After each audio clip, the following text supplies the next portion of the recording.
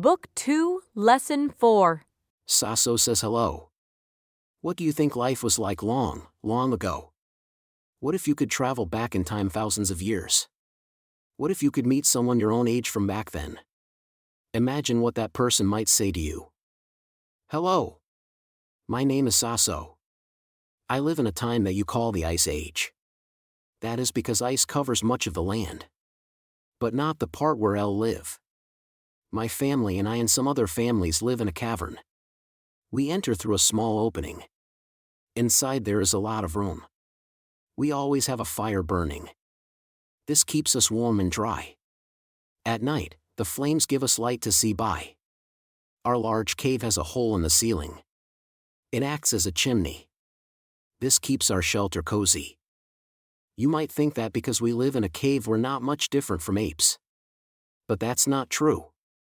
I look like you. My brain is about the same size as yours, too. Of course, my life is different from yours in many ways. You live in a house or apartment. And you wear clothes that are cut to fit your body. My clothes are made from animal skins. I wrap them around me to keep warm. You probably own lots of things.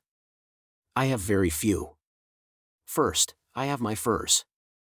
They cover me and keep me warm at night. Second, I have some sharp stones. I use these as tools to cut and make things. Third, I have a necklace of shells.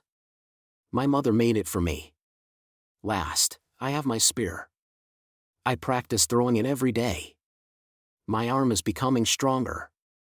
My aim is becoming more exact. I'm too young to go with the hunters now. But one day I'll join them to hunt large animals like deer, wild horses, and tigers. For now, I use a net to catch fish, birds, and small animals. In my family, I'm the youngest. My job is to keep our fire burning while the others are busy. Some are out hunting. Others are looking for berries and other things to eat. When the fire starts to get low, I add some dry branches to it. It is very bad for us if the fire goes out. The only way we can get a new fire is to wait for one to start in the forest from lightning. Then we go there to light a torch and carry the fire back to our cave.